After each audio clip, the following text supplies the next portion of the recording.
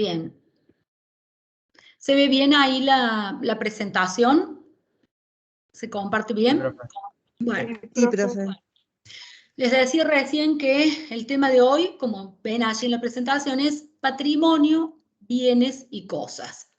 Recuerdo que en la primera clase señalábamos que el eje de la parte general del derecho privado era los tres elementos de la relación jurídica: sujeto, objeto y causa, ¿verdad? En el sujeto analizábamos a la persona, tanto la persona humana como la persona jurídica. Allí vimos el comienzo y fin de la vida, hablamos de los atributos y concluimos todo este primer elemento de la relación jurídica con el desarrollo de la persona jurídica. Características generales, requisitos, clasificación, asociaciones, fundaciones y simples asociaciones, ¿verdad? Hoy comenzamos a desarrollar el segundo elemento de la relación jurídica, que es el objeto, aquellas cosas y aquellos bienes y aquellos hechos sobre los cuales el sujeto ejerce su derecho en virtud de una causa, esa relación dialéctica. El sujeto tiene derecho sobre el objeto, los bienes y las cosas, en virtud de una causa, los hechos y los actos jurídicos, ¿verdad? Entonces, hoy analizamos el objeto, segundo elemento de la relación jurídica. Fíjense, cuando hablamos de objeto de las relaciones jurídicas, de cosas, de bienes, hablamos esencialmente del patrimonio. Y esto a los contadores les resulta de suma utilidad. Concretamente, ¿qué es el patrimonio? Es el activo más el pasivo de una persona, el conjunto de derechos activos y de derechos pasivos de una persona. Por lo tanto, incluye los bienes, los créditos y las deudas. Estamos hablando de patrimonio en sentido jurídico, no de patrimonio neto en sentido contable. Este patrimonio no es el activo menos el pasivo. Acá integramos el activo más el pasivo, porque el patrimonio en sentido jurídico es una universalidad. Esto es un conjunto de bienes individuales que son tratados como un todo. Ese es el concepto de universalidad. Esto es conjuntos de elementos individuales que son tratados o considerados, en este caso por la ley, por el Código Civil y Comercial, como un todo. Ahora bien, existen distintos tipos de universalidades. Fíjense que yo al referirme al patrimonio dije es una universalidad jurídica. Por lo tanto, hay universalidades que no son jurídicas. Fíjense esto. Primera universalidad. Universalidad de hecho. ¿Por qué es de hecho? Porque acá este conjunto de cosas que son tratadas como un todo, consideradas como un todo, dependen o lo son en virtud del propietario de estas cosas. Así, si yo tengo un conjunto de revistas, tengo una hemeroteca. Si tengo un conjunto de pinturas, tengo una pinacoteca, o de libros tengo una biblioteca, o de animales tengo un rebaño, y así sucesivamente. ¿Quién le da esa característica de universalidad? El propietario, el dueño de esas cosas. Ahora bien, frente a esta universalidad de hecho, existe otra que es de derecho. Aquí, a este conjunto de cosas individuales que son tratadas y consideradas como un todo, ya no lo son por los propietarios de la cosa, como en el caso anterior. Lo son por propia disposición de la ley. Y este es el patrimonio. El patrimonio es una universalidad jurídica porque el conjunto de cosas individuales son consideradas como un patrimonio por propia disposición legal, que En este caso, el Código Civil y Comercial va a regular todos los aspectos que refieren a estas cosas que integran el patrimonio. Entonces, patrimonio, universalidad jurídica, que está compuesto por el conjunto de derechos activos y pasivos de una persona.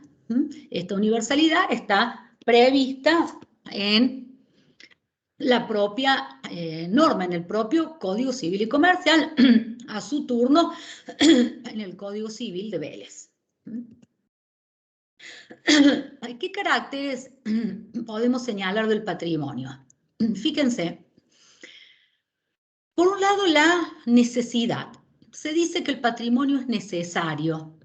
Recuerdo que cuando hablábamos de los atributos de las personas humanas, señalábamos el nombre, el domicilio y la capacidad.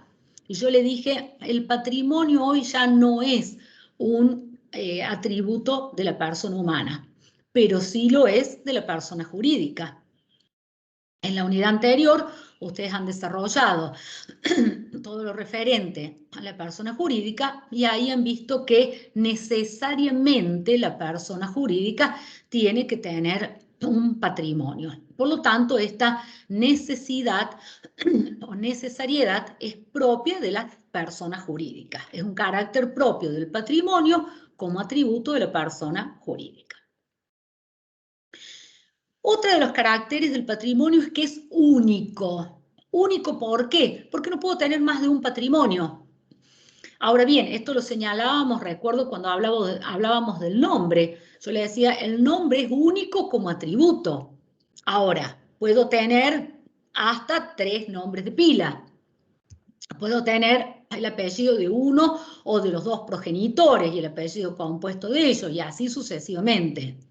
Solo que como atributo tengo un solo nombre.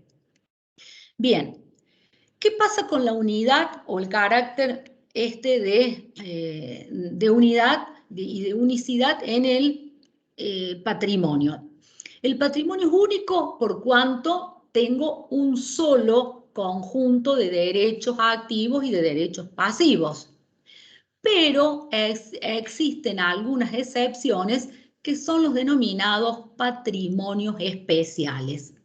Ahí está citado el artículo, es simplemente para cuando estudien, si alguien tiene un código, va, lo busca y lo lee. Para eso se cita el número, no por otra situación en particular, el número no hay que memorizarlo ni saberlo, ni mucho menos. Ya vamos a ver esto de los patrimonios especiales y qué características tienen. Otro de los caracteres del patrimonio es la inenajenabilidad. ¿Qué significa esto? Que no puede ser enajenado en su totalidad. Yo lo que puedo vender son a alguno o a algunos de los bienes y de las cosas que componen ese patrimonio, pero no me puedo desprender de la totalidad de mi patrimonio. Ya vamos a ver en unas presentaciones anteriores qué pasa cuando fallece la persona y ahí sí hay una traslación de la totalidad del patrimonio del fallecido, denominado causante, a sus herederos. Pero quedémonos con esta persona que en vida no puede disponer de la totalidad de los bienes que constituyen su patrimonio. Uno de los efectos, que también es uno de los caracteres, es que se transmite por muerte del titular, recién lo señalábamos. Este es un efecto del patrimonio. Hay 2 grandes efectos. Uno, la transmisión por causa de muerte. Y en segundo lugar, el patrimonio como garantía del cobro del crédito de los acreedores. Es lo que se llama el patrimonio como prenda común de los acreedores. Prenda no del derecho real de prenda, sino como garantía de que los acreedores podrán cobrar sus créditos de ese patrimonio. Ya vamos a ver cuáles son las excepciones y qué pasa con algunos casos en particular. Por ahora nos quedamos con estos caracteres del patrimonio. Fíjense, teoría clásica y teoría moderna. La próxima presentación se refiere a la teoría moderna. ¿Qué tiene que ver esto de la teoría clásica y la teoría moderna? tiene que ver con que a lo largo del tiempo se ha tratado de explicar cuál es la naturaleza del patrimonio. ¿Es un atributo o no es un atributo? Yo recién hice referencia al Código Civil de Vélez. ¿Por qué mencioné el Código Civil de Vélez? Porque Vélez Sarsfield, recuerdo haberles dicho cuando dimos los antecedentes del Código Civil y Comercial, fue el autor del Código Civil que entró en vigencia en 1871, era un código del siglo XIX, de la denominada era de la codificación. En ese siglo se produce el auge de la codificación. Y recuerdo haberles dicho que el paradigma, el modelo de los códigos del siglo XIX fue el Código Civil francés, llamado Código Napoleónico. Vélez Sarsfield, años después, sigue no solo el Código Civil francés, sino la doctrina francesa, los autores franceses. Ese fueron el modelo de Vélez. Eso es lo que Vélez tenía a la mano en su momento para redactar nuestro Código Civil. Además del derecho romano, además del esbozo de Freitas que señalamos, que era este proyecto de código para el Estado de Brasil, y así sucesivamente, pero el gran modelo que tomó Vélez fue el Código Civil francés. Y siguió en este tema del patrimonio a dos autores franceses, Aubry y Roth. Estos autores habían desarrollado dentro de la doctrina francesa lo que se conoce como teoría clásica del patrimonio. ¿Y qué considera esta teoría clásica? Como dice allí la presentación, que el patrimonio es un atributo de la personalidad.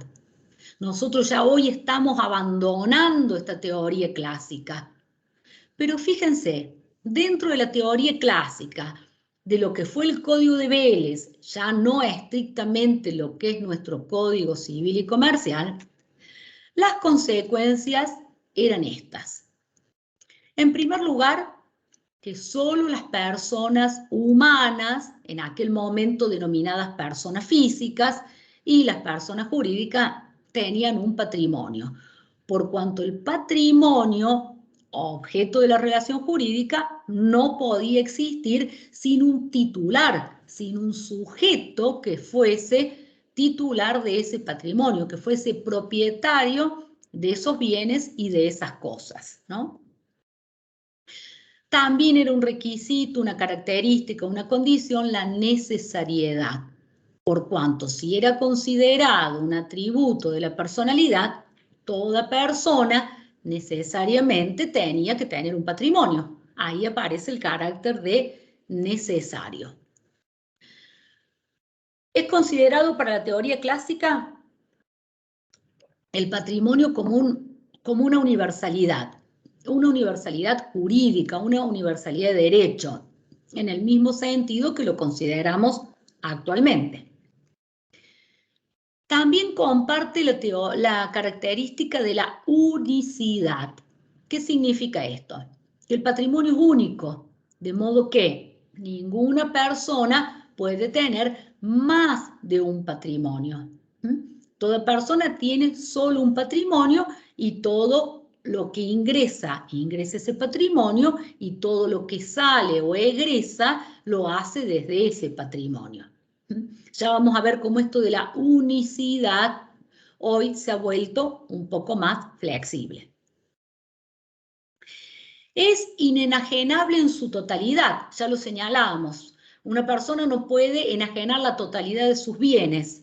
¿Por qué? Porque si es un atributo de la personalidad, si enajena la totalidad de los bienes, se queda sin bienes, se queda sin atributo.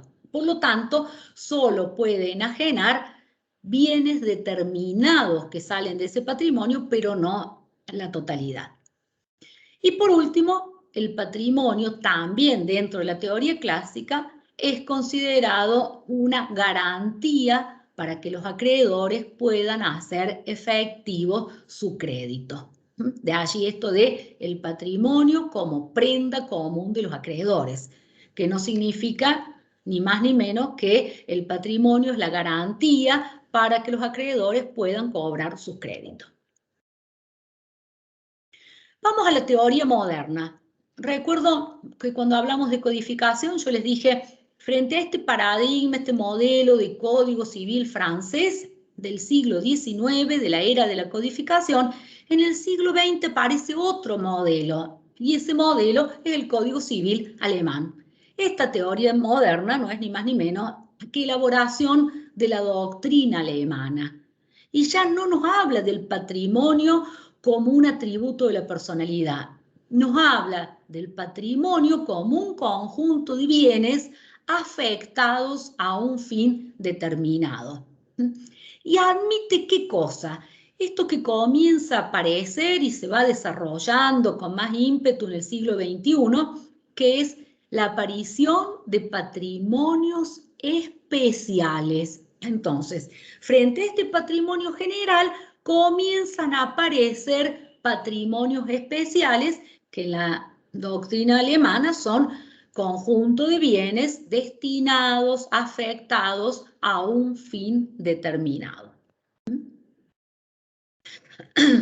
Se trata, por lo tanto, de patrimonios que son creados, que son constituidos por el sujeto titular de estos bienes para con una finalidad propia. De modo que esto sería como pensar que yo puedo tener un patrimonio general, este patrimonio que está constituido, por ejemplo, por el inmueble donde vivo, mi rodado y algunos otros bienes muebles que integran mi patrimonio, y puedo tener además un patrimonio especial que sería el que yo uso para mi profesión. Esto hoy en el derecho argentino no es así. Hoy los bienes que tengo integrantes de mi patrimonio general, más los bienes de mi profesión, constituyen el patrimonio general que poseo. No puedo decir que los bienes que están en mi estudio jurídico van a ser afectados solo a mi actividad profesional y el resto de los bienes están resguardados. No, nosotros no hemos llegado a este extremo de la doctrina alemana. Mi patrimonio está constituido por los bienes que tengo aquí, muebles e inmuebles, como también los bienes que tengo para mi profesión, como también los bienes que heredé de mis padres, como también los bienes que tengo a partir del matrimonio, y así sucesivamente. No me puedo eximir de responsabilidad diciendo, no, para mi profesión tengo los bienes que están en el estudio jurídico, ustedes dirían en el estudio contable, y esos solo pueden ser afectados para mi profesión. Eso hoy no es admisible. Hoy estamos en una etapa intermedia. Aquí estamos desarrollando qué es lo que pasa en derechos que han avanzado un poco más y han permitido sostener que hay un patrimonio general por un lado y hay patrimonios especiales por otro. ¿Qué ha hecho nuestra legislación? Y bueno, ha ido incorporando de a poco patrimonios especiales. Y ahí yo le he puesto uno, el caso del fideicomiso. En el fideicomiso hay un bien o un conjunto de bienes que están destinados a un fin determinado. Ahí hay un sujeto de este contrato que es el fiduciante, que entrega al fiduciario, entrega o se obliga a entregar un conjunto de bienes para que éste los administre en favor de una tercera parte, que es el beneficiario, y luego a la conclusión, a la finalización de este contrato de fideicomiso, entregue estos bienes a un fideicomisario. Cumplida la condición prevista en el fideicomiso, vencido el plazo del fideicomiso, deberá entregarlo el fiduciario al fideicomisario. Acá tenemos las cuatro partes. Entonces ahí sí creo un patrimonio especial separado del patrimonio de cada una de estas personas. Ya vamos a ahondar un poquito más en eso. Aquí está nuestro derecho. Fíjense, adopta en principio la teoría clásica, Sí, por supuesto, venimos del Código de Vélez, tomamos la doctrina clásica, la doctrina francesa, pero ya no lo consideramos al patrimonio como un atributo de la personalidad, no. Y empezamos a ver la posibilidad de crear patrimonios especiales, pero crearlos dentro del marco de la norma. Esto es, son de creación legal, no de creación particular por los sujetos, por los propietarios. Yo no puedo establecer esto que les decía, un patrimonio profesional y un patrimonio general. No, no, no, acá hay un patrimonio general y luego el Código Civil y Comercial o las leyes especiales establecen ciertos y determinados patrimonios especiales. Pero que lo que nos tiene que quedar bien en claro es que estos patrimonios especiales son solo de creación legal, no de creación por parte de los sujetos particulares. Veamos algunos casos. Bueno, aquí lo tienen como sintetizado, ¿no? ¿Existe la posibilidad de patrimonios especiales? Sí. ¿Son de creación voluntaria? No. ¿De dónde provienen? De la propia disposición de la norma. ¿De qué norma? De la norma del Código Civil y Comercial y de las leyes especiales. Por ejemplo, ¿cuáles? Por ejemplo, la ley de transferencia de fondo de comercio que hoy vamos a estudiar. Por eso el fondo de comercio o conjunto de bienes que utilice el comerciante para su actividad mercantil están en esta unidad número 5 del patrimonio, porque es un patrimonio especial. También surge de las disposiciones de la Ley de Concursos y Quiebra, de la Ley 24522, y así sucesivamente. Pero, concluyendo, son de creación legal, no son de creación por parte de los sujetos propietarios o titulares de esos bienes. Veamos estos patrimonios especiales. Fíjense, el primero, la herencia dice recibida o aceptada con beneficio de inventario. Veamos este artículo, está en materia de las sucesiones. ¿Qué significa esto? ¿Qué dice este artículo 23.17? Leamos, hagamos un poco de interpretación de texto. Hablo de herencia, estoy en la materia de las sucesiones, que es aceptada por los herederos, con un beneficio de inventario. Significa que tengo que hacer un detalle de los bienes. Dice el 23.17. El heredero queda obligado por las deudas y legados de la sucesión solo hasta la concurrencia del valor de los bienes hereditarios recibidos. En caso de pluralidad de herederos, estos responden con la masa hereditaria indivisa. Fíjense, el heredero queda obligado solo hasta la concurrencia del valor de los bienes, dice, hereditarios recibidos. Ese es el beneficio. El heredero sucede al causante desde el momento de la muerte. Y yo les dije, recibe el activo y recibe el pasivo. Normalmente pensamos que las sucesiones incluyen casas, automotores, campos, negocios, pero también incluye deudas. ¿Y por qué deudas va a responder ese heredero? Solo hasta la concurrencia del valor de los bienes de integrantes del haber hereditario. Dice, concurrencia del valor de los bienes heredados recibidos. Y aclara que si son muchos, pluralidad de herederos, estos responden con la masa hereditaria indivisa. Ejemplo, reciben los herederos, supongamos que son 4 herederos, reciben 1.000.000 de pesos. Ahora bien, les correspondería 250.000 a cada uno, pero también hay deudas. ¿Con qué van a responder? Van a responder a esas deudas con el 1.000.000 de pesos. Entonces, este activo menos el pasivo me va a dar el patrimonio que se van a repartir estos herederos. ¿Se van a mezclar con su patrimonio, con el patrimonio de los herederos? No, porque la herencia se acepta con beneficio de inventario. De inventario, ¿qué quiere decir? Quiere decir detallar los bienes que recibe y con ellos va a responder por las deudas que le dejó ese causante. Esto es, no hay una confusión de patrimonios, sino que el beneficio está en que dentro de la responsabilidad que tiene, lo va a hacer con los bienes que haya recibido y no con su propio patrimonio. Entonces, ese patrimonio recibido con beneficio inventario constituye en definitiva un patrimonio especial, pero está dispuesto por la ley, no lo disponen los herederos. Fíjense este otro patrimonio, este nos resulta conocido, ya hablamos de este, del patrimonio de los herederos en el periodo de prenotación. Estamos en la ausencia con presunción de fallecimiento, ¿recuerdan?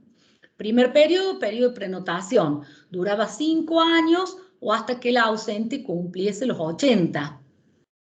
Y en este periodo los herederos podían administrar, pero no disponer de los bienes. Y tenían que reintegrarle al ausente la totalidad de los bienes en el mismo estado que lo recibieron si ese ausente reaparecía durante este periodo. Este es un patrimonio especial. Ven ustedes el tratamiento especial. Pueden administrar, no pueden disponer, deben reintegrarlo.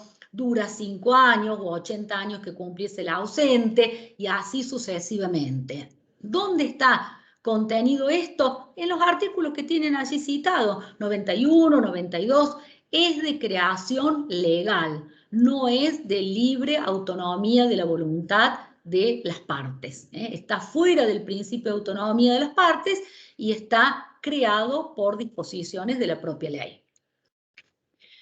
Yo les dije que estas normas que creaban estos patrimonios especiales eran en principio el Código Civil y Comercial y las leyes especiales, lo que en otras clases yo denominaba los microsistemas, que siguen vigentes. Se derogó el Código Civil de Vélez, se derogó el Código de Comercio, pero continúan vigentes como satélites todos estos microsistemas.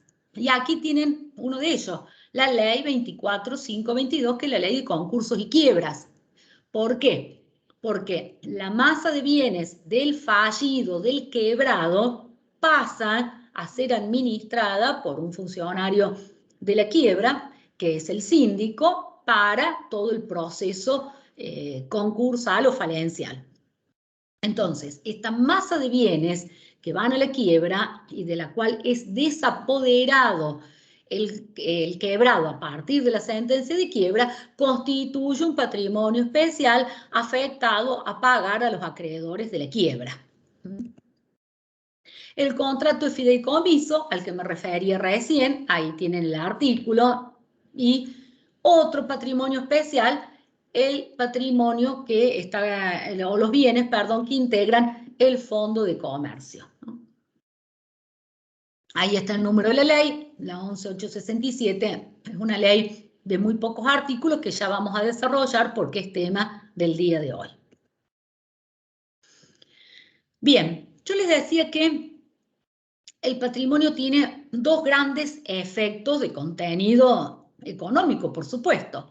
Uno es el patrimonio en la sucesión. Dos, el patrimonio como garantía de los acreedores. Esos son los efectos del patrimonio. Veamos el primero de ellos. ¿Qué sucede cuando fallece una persona y sus herederos suceden al causante? El causante es el fallecido. El término técnico que utilizamos es causante. Fíjense, primera aplicación práctica del patrimonio. El patrimonio y la sucesión por causa de muerte. Ustedes dirán, ¿y qué otra sucesión hay que no sea por causa de muerte? Pues la sucesión por actos entre vivos. ¿Qué implica suceder? Implica cambiar sustituir, reemplazar una de las partes de la relación jurídica por otra. Se modifica uno de los polos de esa relación jurídica. Y esto puede ocurrir por actos entre vivos o por causa de muerte. Fíjense el primer caso. ¿Cómo tengo una sucesión por actos entre vivos? Cuando realizo un contrato. El comprador es el sucesor del vendedor. El cesionario es el sucesor del cedente. El donatario es el sucesor del donante. Y así sucesivamente. Cada vez que se cambia o se sustituye uno de las partes o de los polos de esa relación jurídica, tengo una sucesión. Lo que pasa es que en el lenguaje común, coloquial, solemos asociar la sucesión solo con la muerte, pero lo cierto es que hay sucesión por actos entre vivos en materia contractual. Ahora bien, fíjense las características. Yo se lo señalé allí como que esta sucesión por actos entre vivos que proviene del contrato solo puede ser una sucesión a título particular o a título singular. ¿Qué significa esto? Que solo puede incluir un bien o un conjunto de bienes. Volvemos a aquello que decíamos, el patrimonio es inenajenable en su totalidad por actos entre vivos. Entonces, si hablo de una sucesión por actos entre vivos o por vía contractual, solo puede ser a título singular, no a título universal. Tengamos presente esto, ya volvemos en la otra presentación sobre el tema. Pero quiero cerrar la idea. Dos tipos de sucesiones. Por actos entre vivos, contrato. Por causa de muerte, ahí tienen ustedes la terminología en latín, mortis causa, por causa de muerte. Ahí sí tenemos el caso del heredero. Aquí fallece una persona, la denominamos causante, sus herederos son continuadores de esa persona, reciben el patrimonio del fallecido, reciben el patrimonio del causante. Y ese patrimonio incluye el activo más el pasivo. Y se aplican las reglas que señalábamos recién de la aceptación de la herencia con beneficio de inventario. Volvamos al tema de la sucesión por causa de muerte, porque acá es donde nos centramos en el tema del patrimonio. Sobre los contratos lo van a tratar en el privado 2, obligaciones y contratos. Quedémonos con el patrimonio en la sucesión por causa de muerte. Acá sí puede ser de dos tipos. Recién decíamos, en la sucesión por actos entre vivos, hay una sucesión a título particular o singular. Acá también la hay. ¿Cuándo tiene lugar? Tiene lugar cuando el testador, luego fallecido, causante, ha dispuesto por un testamento dejar un legado. Un legado es una disposición testamentaria por la cual ese testador deja un bien o un conjunto de bienes a ciertas y determinadas personas que van a ser sus legatarios. También puede favorecer a uno de los herederos. Pero la característica que tiene este legado es que se trata de una sucesión por causa de muerte a título particular o singular, que no abarca la totalidad del patrimonio del causante, abarca solo un bien. Supongamos que este causante quiso dejarle una casa a un amigo que tenía de la infancia. Está bien, hay ciertas consideraciones a tener en cuenta, no puede violar la legítima hereditaria de sus herederos, etcétera, etcétera. Supongamos que este señor, Juan, tenía muchos bienes, quedaron parte de sus inmuebles, del campo, para su familia, para sus herederos, pero dijo, le voy a dejar una casa en la ciudad de Río Cuarto a mi amigo de la infancia que está en una situación económica un poco complicada. Entonces, en su testamento deja un legado para su amigo Pedro. Juan, mediante un testamento, deja un legado a Pedro. ¿Qué le deja como legado? Una cosa, una casa, un inmueble en este caso. Esa sucesión es a título singular o particular, porque abarca una sola cosa, y es por causa de muerte, porque va a surtir efecto a partir de la muerte de Juan, a partir de que abramos el testamento. No estamos en actos entre vivos, no es una donación, es un testamento. Ahora bien, Juan, yo les dije que tenía familia y que tuvo que resguardar la legítima de los herederos forzosos. Sobre eso vamos a tratar en la unidad número 9, la última. Tenía muchos bienes, no se afectó la legítima y sus herederos, su cónyuge, sus 2 hijos, recibieron el resto de los bienes, ya no como legatarios, ahora como herederos. Estos son los que reciben la sucesión a título universal. Concretamente, el legatario es un heredero a título singular o particular y los herederos propiamente dicho lo son a título universal. ¿Por qué? Porque reciben la totalidad del patrimonio del causante. Reciben el activo más el pasivo. Bien, esa era la primera función práctica, el primer efecto jurídico que podemos señalar respecto al patrimonio. Veamos este segundo efecto. Esta segunda aplicación práctica. El patrimonio tiene una función de garantía. Fíjense,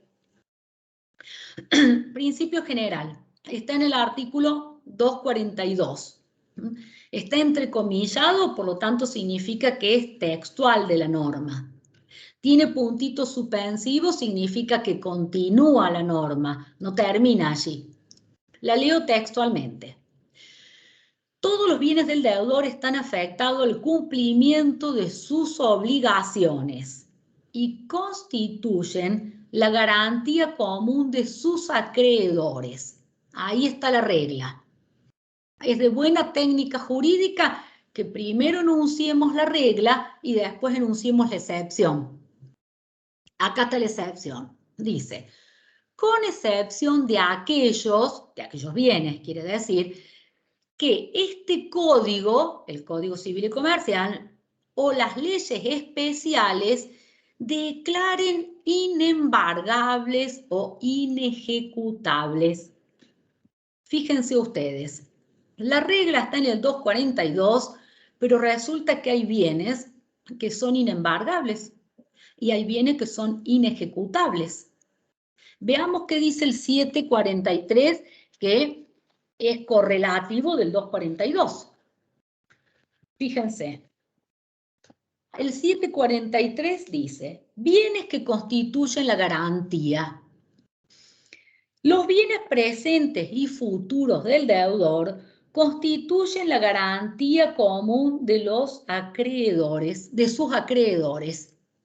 Esto es, este artículo, el 743, que está en materia de las obligaciones, fíjense el salto numérico, pase del 200 al 700. Hay 500 artículos de diferencia. ¿Por qué? Porque salté del libro primero al libro tercero de las obligaciones, porque los 2 polos de las obligaciones son el deudor y el acreedor. Y acá estoy hablando de los acreedores, entonces necesariamente voy a la materia de las obligaciones. Esa es la regla. Todos los bienes del deudor están afectados al pago de los créditos de los acreedores. Eso es sintéticamente lo que dice. Pero resulta que hay excepciones. Dice, con excepción de aquellos que este código, bla, bla, bla, bla. Ahí están los inembargables. ¿Y dónde están? Están luego de la regla del 743, en el 744. Fíjense, ¿qué dice este 744? Bienes excluidos de la garantía común. Yo les dije que este código es muy didáctico, tiene un título, sintetiza el contenido del artículo y dice, quedan excluidos de la garantía prevista en el artículo 743 y ahí enumera la ropa y mueble de uso indispensable del deudor, la ropa que llevamos puesta, la vestimenta, los muebles indispensables, la mesa, la silla, en este caso esta computadora que es un elemento de trabajo, la cama, la heladera, el microondas. Los instrumentos necesarios para el ejercicio personal de la profesión, arte u oficio. Podría ser un carpintero y serían los bienes de la carpintería. En este caso, esta notebook mía, el código, los libros, constituyen los elementos que necesito para mi profesión de docente. A esto le sumo lo que necesito para mi profesión en el estudio jurídico. Los sepulcros afectados a su destino, excepto que se reclame el precio de su venta, construcción o reparación, los bienes afectados a cualquier religión, etcétera, etcétera, las indemnizaciones correspondientes al deudor por daño moral, por daño no patrimonial, y por daño material derivado de lesiones a su integridad psicofísica, la indemnización por alimentos que corresponde al cónyuge, al conviviente y a los hijos con derecho alimentario en caso de homicidio, y los demás bienes declarados inembargables por esta u otras leyes. Esto es, deja abierta la posibilidad a tantas otras leyes que puedan declarar inembargables ciertos bienes. Eso, por un lado, es la primera excepción. Hay bienes que se salen de la garantía que se les da, que constituye el patrimonio para los acreedores del titular de ese patrimonio. Primera excepción. Segunda excepción. Existen distintas clases de acreedores. No cobran todos por igual. El patrimonio es prenda común de los acreedores. Esto es, el patrimonio tiene una función de garantía del crédito de los acreedores, pero no todos los acreedores cobran del mismo modo. Por cuanto existen acreedores que tienen privilegios y otros que son acreedores comunes o quirografarios. Ahí lo tienen en la presentación. Los que tienen privilegio cobran antes y los que son comunes o quirografarios cobran con el remanente de los bienes y generalmente a prorrata. Esto es no por orden, sino que se prorratea, se divide entre todos el importe a cobrar por estos acreedores. Ahí aplicamos las normas del Código Civil y Comercial y también la Ley de Concursos y Quiebra, la 24522, que nos establece del modo en que van a cobrar los acreedores según tengan privilegio especial, privilegio general o bien sean acreedores comunes o quirografarios. No nos extendemos sobre ese tema porque es materia que lo van a ver específicamente en la Ley de Concurso y Quiebra, en la materia específica de quiebras.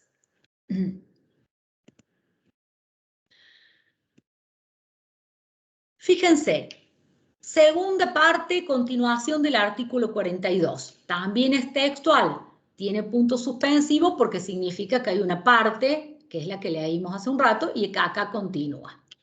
Dice, los patrimonios especiales autorizados por la ley solo tienen por garantía los bienes que los integran. Esto es, esos patrimonios especiales son garantía de los acreedores solo con esos bienes. El de la ausencia con presunción de fallecimiento, el patrimonio que tiene una sociedad unipersonal. Ahí esa sigla es LGS, Ley General de Sociedades. Lo que antes era la Ley de Sociedades 19.551, hoy se llama Ley General de Sociedades. Entonces, ¿cómo va a responder ese socio si la sociedad es unipersonal? Solo con el patrimonio aportado a esa sociedad. ¿Qué sucede en el caso del fideicomiso? ¿con qué se va a responder a los acreedores? Solo con los bienes que constituyan el patrimonio fideicomitido, así se llama el patrimonio del fideicomiso. Y así sucesivamente, por eso pusimos puntos suspensivos. En cada uno de estos casos, solo se va a garantizar el crédito de los acreedores con los bienes que constituyen el patrimonio especial y no con el patrimonio general de esas personas, ni con el patrimonio general de los miembros del fideicomiso, ni de la sociedad, ni del miembro unipersonal de la sociedad unipersonal, ni siquiera con el patrimonio de los herederos en el caso de la ausencia con presunción de fallecimiento. ¿Con qué voy a responder? Con los bienes que integran el patrimonio especial, porque para eso es un patrimonio distinto del patrimonio general de esa persona en particular. Bien, decíamos recién, hay bienes inembargables. Estos están fuera de la garantía de los acreedores. ¿Por qué son inembargables? Por la propia característica o condición que tienen ellos. Fíjense, recién leíamos los del 744. Esencialmente, créditos por alimentos, acá los enumero algunos. Le sumé a algunos que no estaban en el 744, porque aquí rigen las normas del Código Civil y Comercial, y fíjense ustedes, CPCC, ¿qué quiere decir? Código Procesal Civil y Comercial, en este caso de la provincia de Córdoba. Recuerdo haberle dicho que teníamos una norma o códigos de fondo que rigen para toda la República Argentina, como son el Código Penal, como son el Código Civil y Comercial, la Ley de Contrato de Trabajo, el Código de Minería, el Código Aeronáutico, etcétera, etcétera.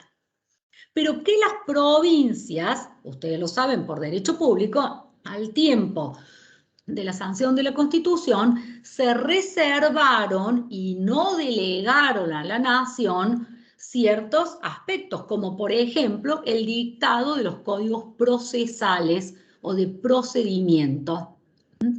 Entonces, al Código Civil y Comercial le sumamos esto, las disposiciones del artículo 542 del Código Procesal Civil y Comercial de la provincia de Córdoba, que también enumera, no se puede trabar embargo sobre, más o menos siguiendo el criterio del Código Civil y Comercial, ropas, enseres, muebles de uso del demandado y de su familia, los muebles, herramientas, instrumentos, libros necesarios para el ejercicio de la profesión, las pensiones alimentarias, el usufructo que los padres tuvieran sobre los bienes de los hijos, los bienes afectados a cualquier culto, los bienes que se hayan exceptuado por otras leyes, etcétera, etcétera. Esto es, aquí unimos las disposiciones del Código de Fondo del Código Civil y Comercial con las disposiciones del Código Procesal Civil y Comercial de la provincia de Córdoba. Bien, veamos esto. Bienes y cosas. Recuerdan que al comienzo decía, tema de la unidad, patrimonio, bienes y cosas. Desarrollamos lo que era el patrimonio, desarrollamos las teorías clásica y moderna sobre el patrimonio, desarrollamos también los patrimonios especiales, lo que denominamos nuestro derecho, o que rige hoy en nuestro derecho argentino. Y hablamos también de las dos funciones esenciales del patrimonio. El patrimonio en la sucesión por causa de muerte y el patrimonio como garantía de los acreedores. Ahí vimos las reglas generales y las excepciones. Excepciones que estaban dadas por los bienes inembargables y por los distintos tipos de acreedores según fuesen privilegiados o bien acreedores comunes o quirografarios.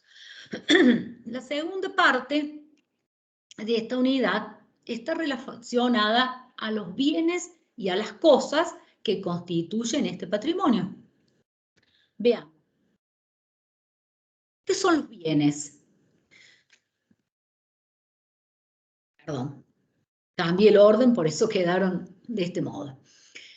En un sentido amplio, los bienes comprenden las cosas, que son los objetos materiales, más los objetos inmateriales. Podríamos decir que los bienes comprenden a las cosas. Los bienes son los objetos inmateriales más las cosas, que son los objetos materiales. En sentido estricto, por bienes entendemos los objetos inmateriales susceptibles de tener un valor económico. Por ejemplo, los créditos. Veamos el concepto de cosas. Dijimos recién que son objetos materiales susceptibles de tener un valor económico y que existe respecto de los bienes una relación de género-especie. Los bienes comprenden a las cosas.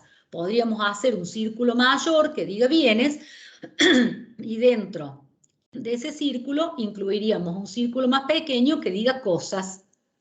Los bienes son los objetos inmateriales más las cosas, que son los objetos materiales. Pero vamos al artículo 16 del Código. ¿Qué nos dice este artículo del título preliminar? Dice, bienes y cosas. Los derechos referidos al primer párrafo del artículo 15, se refiere a la titularidad de los derechos, sobre los bienes, dice, pueden recaer sobre bienes susceptibles de valor económico. Los bienes materiales se llaman cosas. Las disposiciones referentes a las cosas son aplicables a la energía y a las fuerzas naturales susceptibles de ser puestas al servicio del hombre. Entonces, por cosas entendemos todos los objetos materiales susceptibles de tener un valor económico. Están comprendidas dentro de los bienes y tienen además la característica de que este concepto se aplica también a la energía y también a las fuerzas de la naturaleza que sean susceptibles de ser puestas al servicio del hombre. Bien, clasificarlas a las cosas. Fíjense, hay una primera clasificación de las cosas que es la clasificación de las cosas consideradas en sí mismas. Y una segunda clasificación que es de las cosas con relación a las personas. Veamos la primera. La primera gran clasificación de las cosas, de estos objetos materiales, es en muebles e inmuebles. ¿Qué caracterizan a los inmuebles? Que no pueden ser trasladados de un lugar a otro. A su vez, estos inmuebles se subclasifican en inmuebles por su naturaleza e inmuebles por accesión física. Esto es, estas cosas que no pueden trasladarse de un lugar a otro son denominadas inmuebles, por oposición a las cosas muebles, que son aquellas que esencialmente se pueden trasladar de un lugar a otro.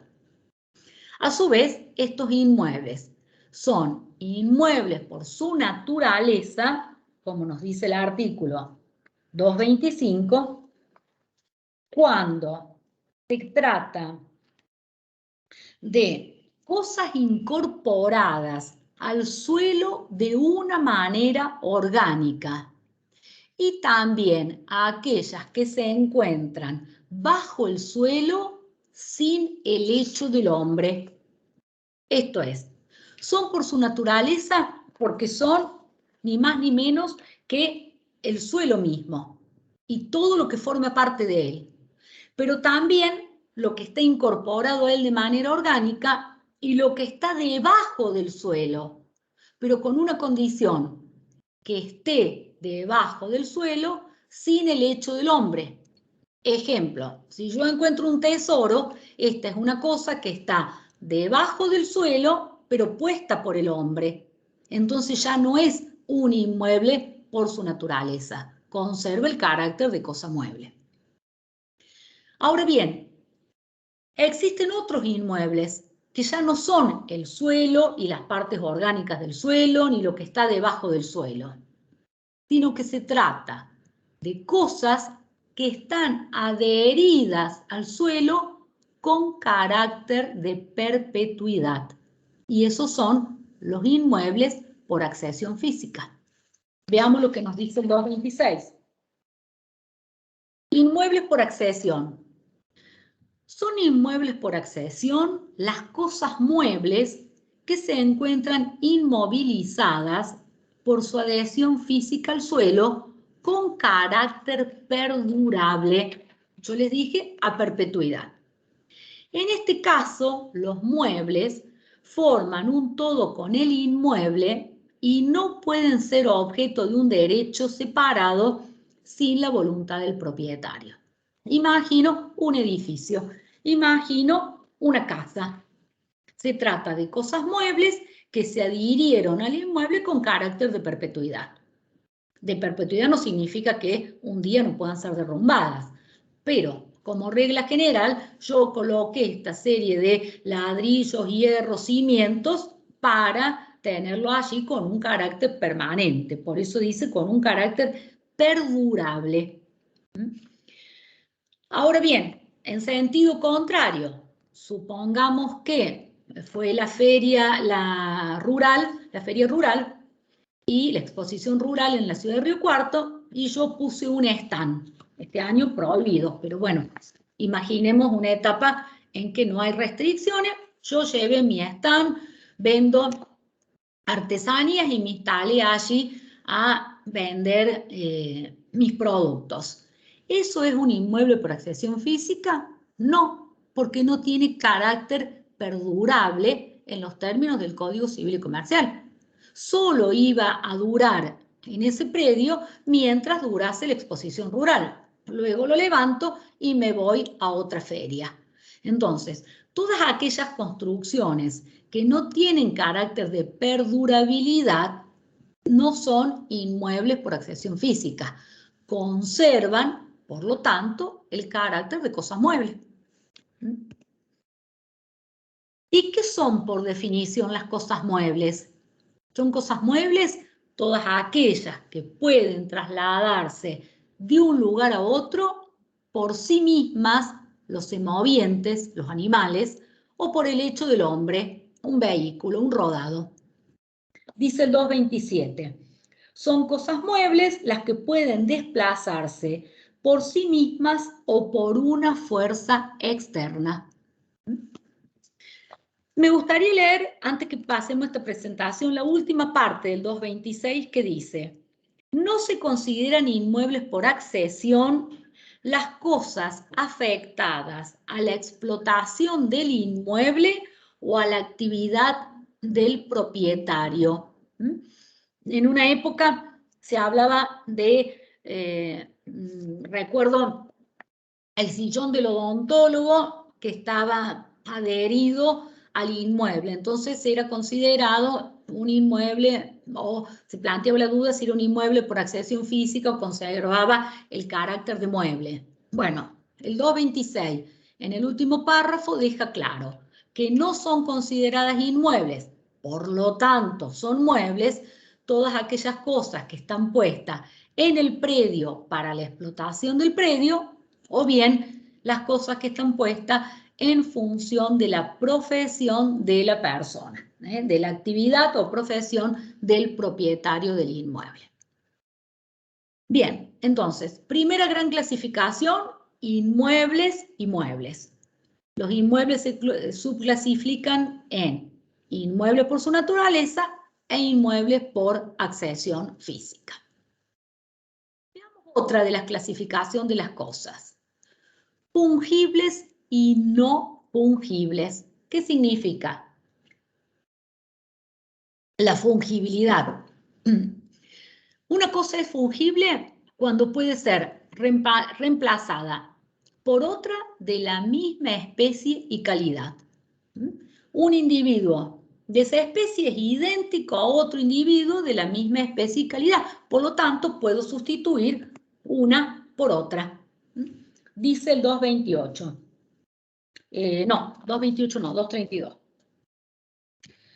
Cosa fungible es aquella en que todo individuo de la especie equivale a otro individuo de la misma especie y pueden sustituirse por otras de la misma calidad y en igual cantidad. Imagino el cereal. Me obligué a entregar una tonelada de soja, puedo entregar cualquier tonelada de soja porque esencialmente son cosas fungibles. Esencialmente fungible el dinero. 1.000 pesos son fungibles con otros 1.000 pesos siempre que sean cosas de la misma especie y calidad. Digo, son cosas esencialmente reemplazables una por otra. Puede que yo alguna cosa fungible la transforme en no fungible, sí, o que por sus características sea no fungible. Imagino el caso del ganado. Me obligo a entregar 10 toros. ¿Son fungibles? ¿Pueden ser reemplazados por otros 10 toros? Sí, totalmente. Salvo que yo incluya dentro de ellos el toro campeón de Palermo. Entonces ese ya no es fungible, porque voy a tener un solo toro campeón de Palermo. Entonces puede haber supuestos en los cuales una cosa deja de ser fungible por su propia característica, pero esencialmente ese tipo de cosas son por naturaleza fungibles. El caso de los animales, el caso del cereal, el caso del dinero. Se puede transformar en no fungible cuando no puede ser reemplazado por otro de la misma especie y calidad. En el dinero, supongamos que yo hubiese identificado los billetes, la serie de los billetes. Ya ahí no lo puedo reemplazar por 1.000 pesos con otros 1.000 pesos de la misma especie y calidad, porque yo detallé todos esos billetes con el número de serie de los mismos.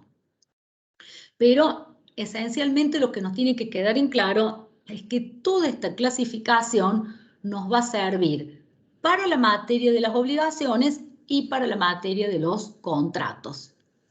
Hay contratos que pueden recaer sobre cosas fungibles y otros que pueden recaer sobre cosas no fungibles. Entonces, estos son conceptos previos que nos sirven de base para luego la materia Derecho Privado 2, obligaciones y contratos.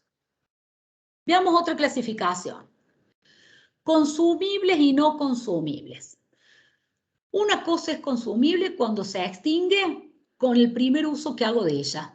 Por ejemplo, los alimentos, por ejemplo, el dinero. Ahora, esa cosa no es consumible cuando no deja de existir con el primer uso que hago de ella, aunque sí, con el correr del tiempo, pueda consumirse, deteriorarse o modificarse en su esencia. Imagino un rodado, imagino un inmueble, lo puedo utilizar, no es consumible, no deja de existir con el primer uso que hago de la cosa, pero con el correr del tiempo va a sufrir un deterioro o va a llegar a consumirse. Pero esencialmente la consumible no se extingue con el primer uso y la consumible sí desaparece o deja de existir con el primer uso que hago de la cosa. Divisible e indivisible. Fíjense, una cosa es divisible cuando puede ser dividida en porciones reales donde cada una de estas porciones es igual o suma al todo. Esto es, puedo particionar la cosa y estas porciones no tornan antieconómica la cosa, ni destruye enteramente la cosa, porque cada una de estas partes forman un todo homogéneo y análogo a las demás partes y a la cosa misma. Ejemplo, el cereal. Puedo separar esta tonelada de soja en distintas porciones, que son análogas a sí mismas y análogas al todo. Entonces, el dinero, el cereal, es esencialmente divisible. Pero ¿qué ocurre con un inmueble? ¿Qué ocurre con un rodado? ¿Puedo partirlo en porciones? No, porque no solo destruyo la cosa, sino que también, en algunos casos, si bien puedo dividirlo, se torna antieconómica la cosa en su totalidad.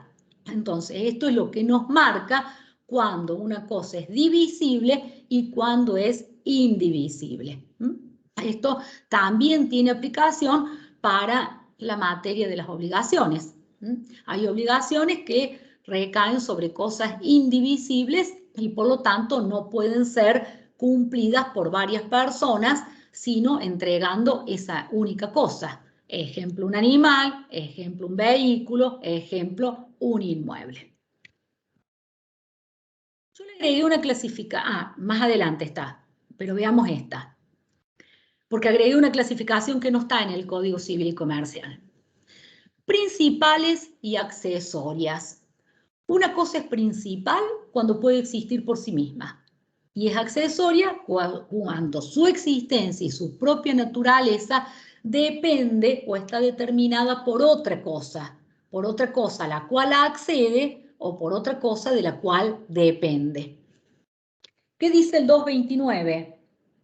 Son cosas principales las que pueden existir por sí mismas y el 230 dice: cosas accesorias son aquellas cuya existencia y naturaleza son determinadas por otra cosa de la cual depende o a la cual están adheridas. Su régimen jurídico es el de la cosa principal, excepto disposición legal en contrario, y agrega algo importante. Si las cosas muebles se adhieren entre sí para formar un todo, sin que sea posible distinguir la accesoria de la principal, es principal la de mayor valor. Si son del mismo valor, no hay cosa principal ni cosa accesoria. Entonces, si están unidas dos cosas, la de mayor valor va a ser la principal y la otra va a ser accesoria. Si las cosas no es posible determinar el valor, son de igual valor, no habrá cosa principal y por lo tanto no habrá cosa accesoria. Lo importante es que lo accesorio sigue la suerte de lo principal. Vamos a un ejemplo. Me obligo a entregar en una obligación de dar suma de dinero 100.000 pesos. Esos 100.000 pesos no los pagué en tiempo y forma y generaron 10.000 pesos de intereses. Lo principal son los 100.000, los 10.000 son accesorios, los intereses son accesorios del capital. Si se extinguió la cosa principal, también se extinguieron los intereses. Esto es, pasó el tiempo, prescribió la deuda, ya no voy a deber los 100.000, pero tampoco voy a deber los 10.000 de intereses porque lo accesorio sigue la suerte de lo principal. Ahí lo vemos en materia de obligaciones, cómo esto de principal y accesoria tiene un efecto importante. Esta, no menos importante que la anterior. Cosas registrables y no registrables. Ven ustedes que yo ahí no cito ningún artículo, porque no están en el articulado de la clasificación de las cosas, pero obviamente está todo a lo largo de los derechos reales. Cuando estudiemos en las unidades próximas derechos reales, van a ver esto de la registración. Esta es una clasificación económicamente importante. ¿Por qué? Porque son cosas registrables aquellas que requieren su registración en un registro. Ahora bien, esa registración puede ser con dos finalidades completamente distintas. Una primera registración, que es la más importante, es cuando yo necesito la registración para adquirir el dominio de la cosa y para transferirlo. El caso de los automotores. Y una segunda registración, que es el caso de los inmuebles, donde solo tiene la finalidad de publicidad y oposición a terceros. Y ahora le doy el ejemplo. ¿Cómo transfiero yo el dominio de un rodado? Yendo al registro de propiedad del automotor y firmando la documentación respectiva. lo que se conoce como formulario 08 de transferencia. Ese es el único modo que tengo de transferir el dominio de la cosa. El automotor es una cosa registrable, pero además a los fines de poder adquirir el dominio. Por ejemplo, si viene mi vecino y me dice que me quiere comprar el auto, yo le entrego la llave, él me entrega el precio del auto, contrato de compra-venta, entrega una cosa, entrega de la contraprestación en dinero, no le estoy transfiriendo el dominio, porque solo lo puedo transferir vía registración en el registro pertinente. Mi vecino solo va a ser el titular dominial de la cosa cuando hagamos la transferencia registral. Ahora bien, mi vecino ya no me quiere comprar el auto, me quiere comprar la casa. Entonces, firmamos un boleto, yo le entrego la llave de la casa y él me entrega el precio de la casa, de la compra-venta. Toma posesión de la cosa, ¿transferí el dominio? Sí, transferí el dominio. Después tendré que hacer la escritura pública. Después tendré que inscribir la escritura en el registro. Pero esa inscripción registral del inmueble es solo a los fines de publicidad, a los fines de oposición a terceros, para conocimiento de los terceros. ¿Cómo se convirtió mi vecino en titular dominial del inmueble? Cuando le entregué la posesión de la casa. Le di la llave, abrió la puerta y entró a la casa. Tomó posesión de la casa. No ocurre lo mismo con el automotor. Solamente va a ser titular dominial cuando yo le realice la transferencia registral. Eso es importante para la responsabilidad civil. Todos aquellos vehículos que yo no lo transferí vía registral, sigo siendo el titular dominial y por lo tanto el responsable civil. Entonces, si a mi vecino le entregué la llave del auto y le dije, mira, más adelante vamos al registro, yo sigo siendo la titular registral y por el accidente que pueda tener él, voy a responder yo, no va a responder él. Él simplemente tenía la posesión de la cosa, pero no era el titular registral del bien. Entonces, pequeño detalle y pequeña clasificación. Registrables con los fines de adquirir la propiedad, el dominio de la cosa y de poder transferirla. En el caso de los rodados, inscripción registral constitutiva del derecho. Y en el caso de los inmuebles, inscripción registral declarativa del derecho. Una es en el registro de propiedad del automotor y en otro en el registro de la propiedad inmueble. Distintos registros y distintas finalidades. Bien, no vamos a ahondar sobre el tema porque vamos a volver en la unidad de derechos reales. Frente a estas cosas registrables que lo son o por su valor o bien por los riesgos que puede ocasionar en el caso de los automotores. Son distintas las finalidades, lo cierto es que la ley determina que tales cosas son registrables. También lo son los caballos de pura sangre en el Studbook, también lo son los motores de las aeronaves en los registros pertinentes. Simplemente aquí cité automotores, pero existen tantos otros más cosas muebles que son registrables. Frente a estas registrables están las no registrables, que son la mayoría de las cosas muebles. La mesa, la silla, esta misma notebook en la que estoy dando clase y así sucesivamente. Cosas que están fuera del comercio y dentro del comercio. Dentro del comercio son todas aquellas que pueden ser enajenadas, vendidas, como indica su nombre, y otras tantas que están fuera del comercio. ¿Qué dice el 234? Están fuera del comercio los bienes cuya transmisión está expresamente prohibida. Esto es, la consecuencia de estar fuera del comercio es que no las puedo transferir. En sentido contrario, las que están dentro del comercio son de libre circulación. Están fuera del comercio cosas cuya transmisión está expresamente prohibida. A, por ley. Acá tienen un ejemplo, cosas del dominio público, del Estado. B, por acto jurídico en cuanto este código permita esa prohibición, tal el caso de una disposición que hagan las partes en un contrato o bien en un testamento. Esta disposición, como dice ahí, de última voluntad, es ni más ni menos que decir testamento. A eso se refiere. Bien, para finalizar con la clasificación de las cosas consideradas en sí mismas, ya vamos a ver las cosas con relación a las personas. Distinción entre frutos y productos. Bien. Sintéticamente es todo aquello que la cosa produce sin alterar o sin menoscabar su sustancia. Ejemplo, frutos naturales, las producciones de la naturaleza de modo espontáneo, los frutos de los árboles, primera clasificación. ¿Altera la sustancia del árbol? No, cada temporada va a dar su fruto.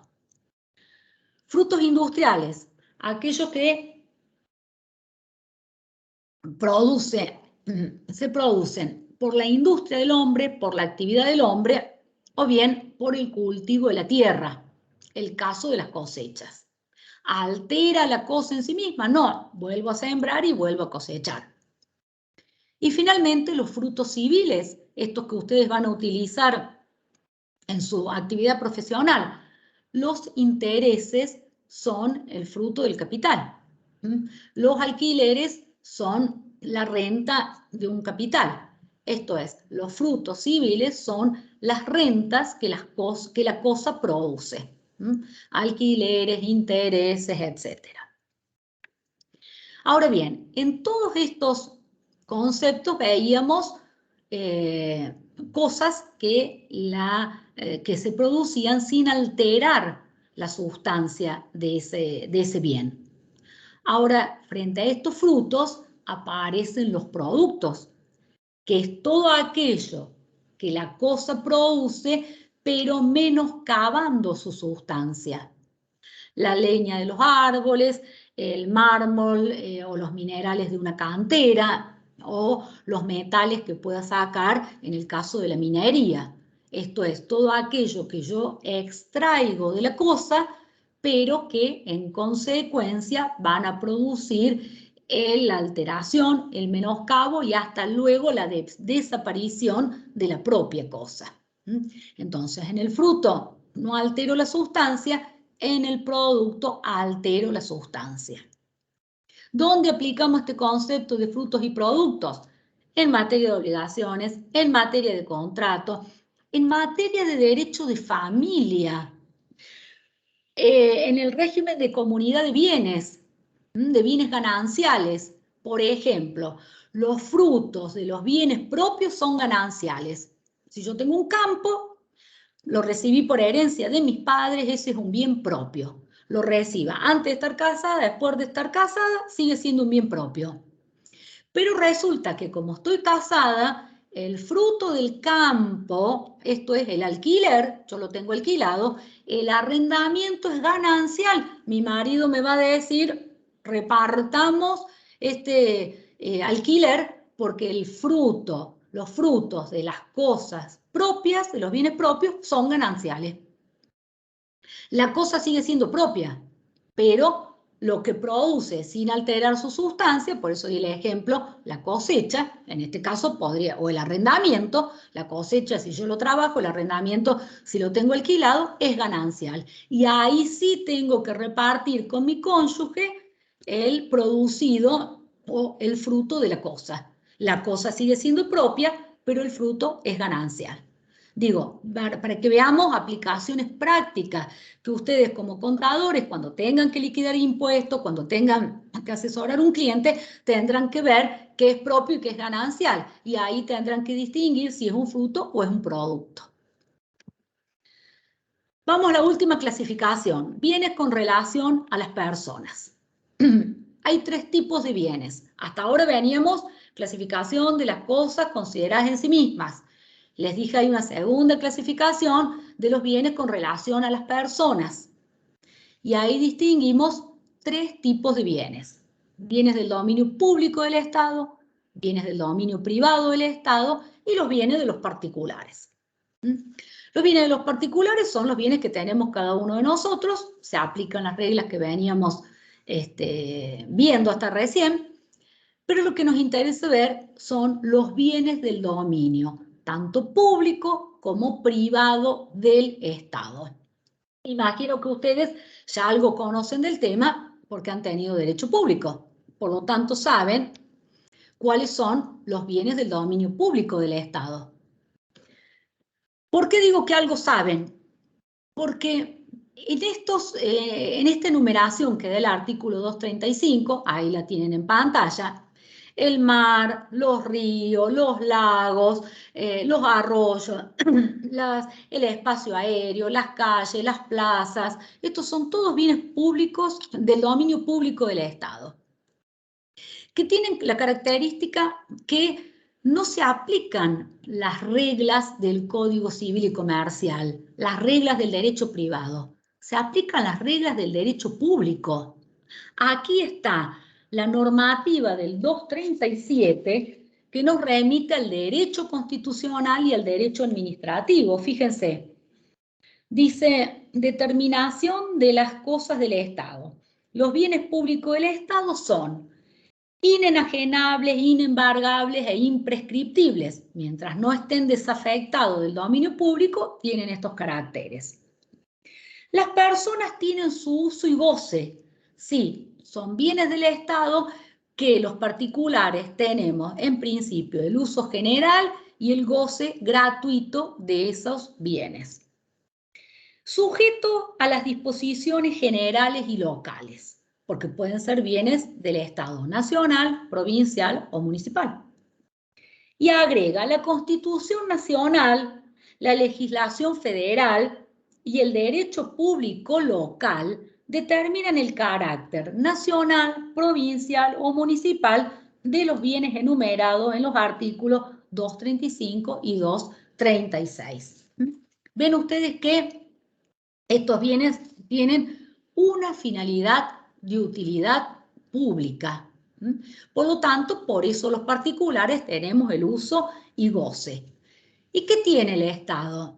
El Estado tiene no el carácter de titular dominial como ocurre en el derecho privado, sino que tiene la facultad de reglamentar la utilización de esos bienes. Esto es, sería lo que en derecho constitucional ustedes han estudiado como la propiedad de las cosas, ya no el dominio propio del derecho privado, sino la propiedad en el sentido constitucional. Pueden ser cosas muebles, pueden ser cosas inmuebles, pero se trata en principio de cosas que no tienen un valor patrimonial. Por eso fíjense en el último caso, las ruinas, los yacimientos arqueológicos, los yacimientos paleontológicos, que tienen un valor no patrimonial, sino un valor cultural más que un valor patrimonial. Y aquí rigen más las reglas del derecho público que las reglas del derecho privado. Ahora bien, frente a estos bienes de dominio público, aparecen estos, los de dominio privado, los del artículo 236, que aquí sí el Estado ya ejerce un verdadero derecho de dominio como está regulado en el Código Civil y Comercial. Y en principio son la mayoría de las cosas que no tienen dueño o que su dueño es desconocido, y estas, o bien aquellas cosas que son adquiridas por el Estado nacional, provincial o municipal. Veamos lo que dice ese 236. Bienes de dominio privado del Estado. Pertenecen al Estado nacional, provincial o municipal, sin perjuicio de lo dispuesto en leyes especiales, los inmuebles que carecen de dueño, las minas de oro, plata, cobre, piedras preciosas, sustancias fósiles y todas otras de interés similar según lo normado en el Código de Minería. Yo les dije que dentro de las leyes de fondo le mencioné el Código de Minería. Los lagos no navegables que carecen de dueño, las cosas muebles de dueño desconocido, los bienes adquiridos por el Estado nacional, provincial o municipal por cualquier título. Quiere decir a título gratuito o a título oneroso. Bien, En estos bienes sí vemos esencialmente el Estado como titular dominial en los términos del Código Civil y Comercial, como si fuese un particular más. Estos son bienes del dominio privado del Estado y no con las características que señalábamos de los bienes públicos del Estado, donde se aplican más las normas del derecho público. Por eso el 237 remite a la Constitución Nacional, a las leyes federales y a toda la normativa específica del derecho público y del derecho, dentro de ello el derecho administrativo, por supuesto. Bien, vuelvo a la reunión. Estábamos desarrollando la primera parte de esta unidad, que son el patrimonio, los bienes y las cosas. Dijimos también que en esta unidad vamos a estudiar el fondo de comercio. Voy a compartir la pantalla para que veamos esta presentación que es bastante corta. Fíjense,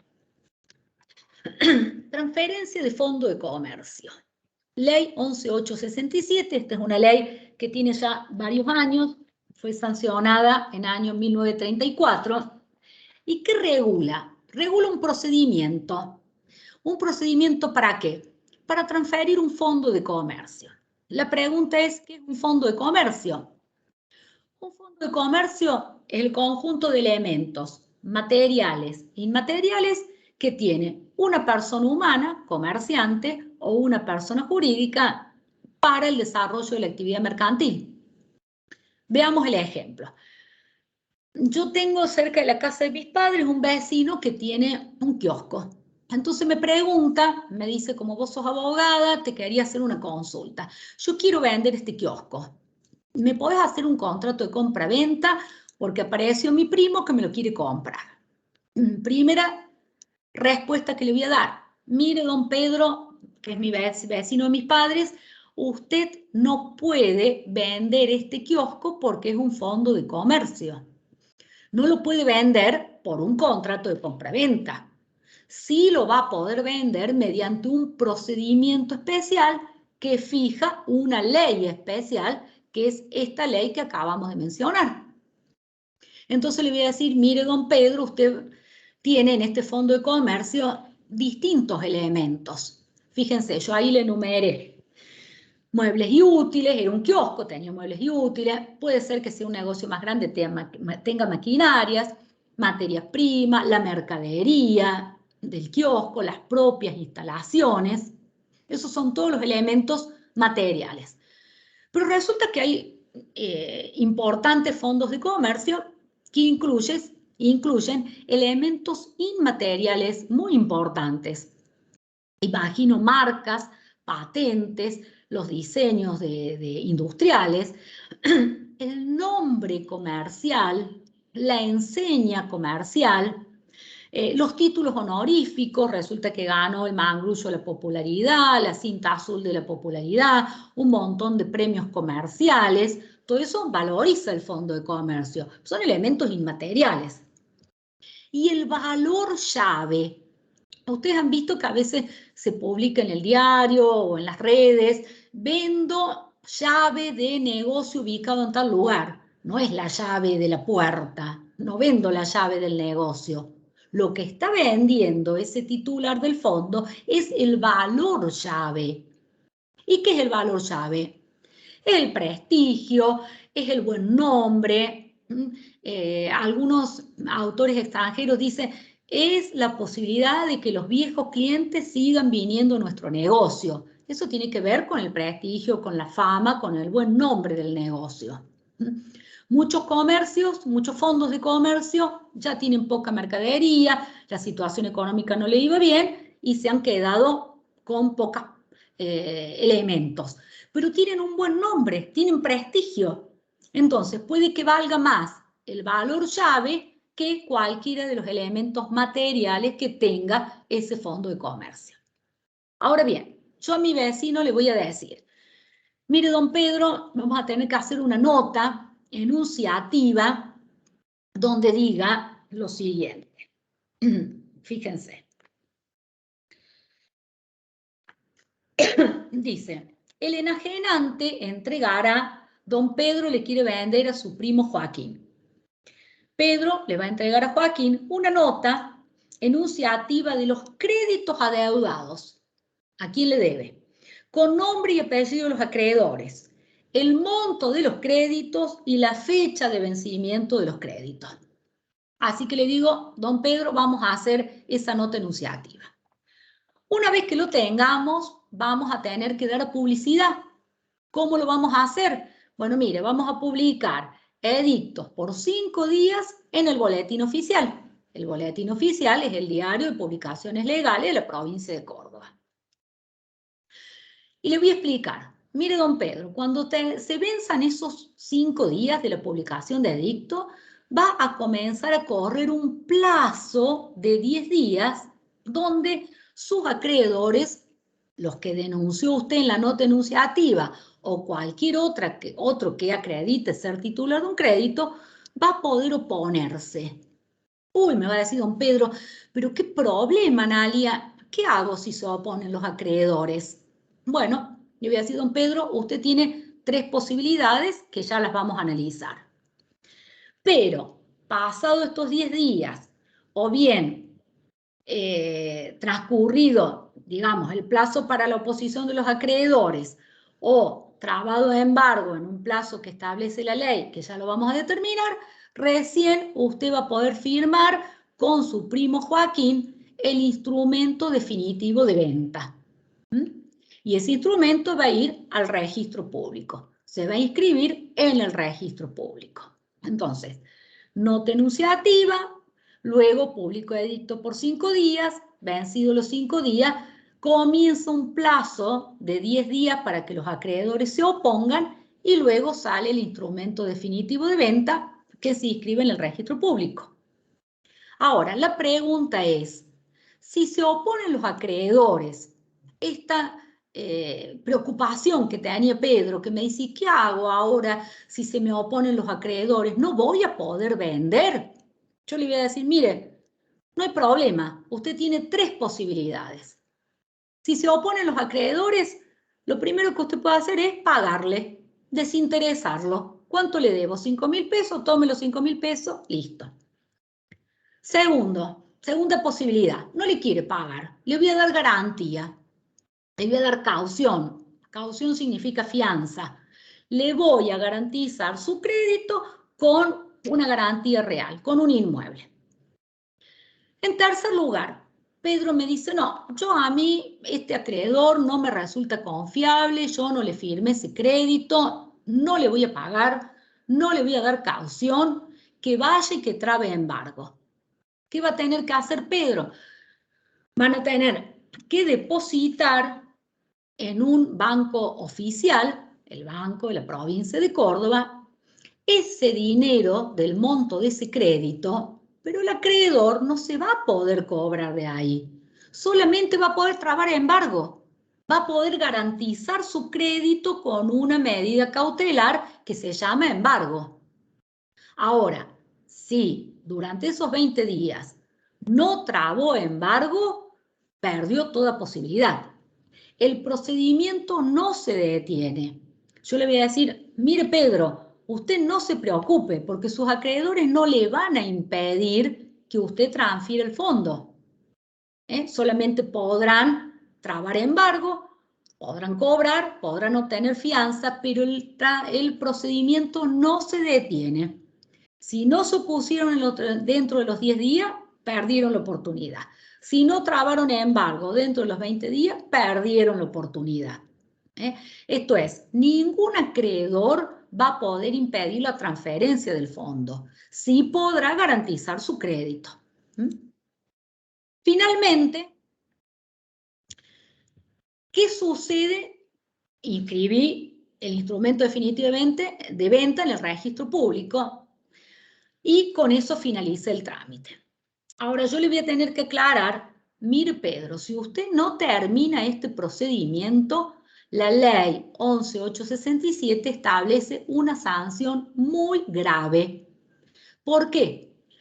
Porque si no se cumple con el procedimiento, o no se finaliza o se cumple deficientemente con el procedimiento, el comprador, el vendedor, o sea, Joaquín, Pedro, el profesional que haya intervenido en este trámite, son solidariamente responsables por el importe de los créditos que resulten impago como consecuencia de no haber cumplido con el procedimiento.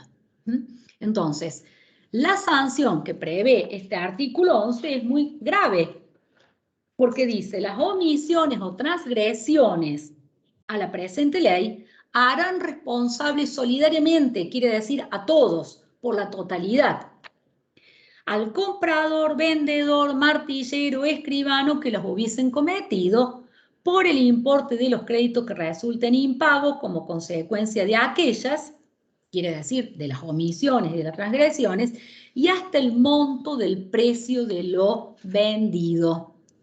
Entonces, este procedimiento no va a ser oponible a terceros mientras yo no cumpla con el procedimiento previsto en la ley. Y la sanción, la solidaridad está puesta aquí como una sanción para aquellos que no cumplan con el procedimiento. Por lo tanto, no se puede vender un fondo por un contrato de compraventa. Un fondo solo se transfiere mediante un procedimiento establecido, en este caso por la ley 11.867, que es la que determina cuáles son los pasos y los plazos a seguir, y finalmente en el artículo 11 establece cuál es la sanción para aquellos que no cumplan con este procedimiento, que va a ser válido entre ellos, pero no oponible a terceros, de modo que los terceros podrán cobrarle a cualquiera de ellos porque son solidariamente responsables por las omisiones o por las transgresiones al procedimiento de la ley de transferencia de fondos de comercio. Bien, detengo acá la grabación y vuelvo a la reunión.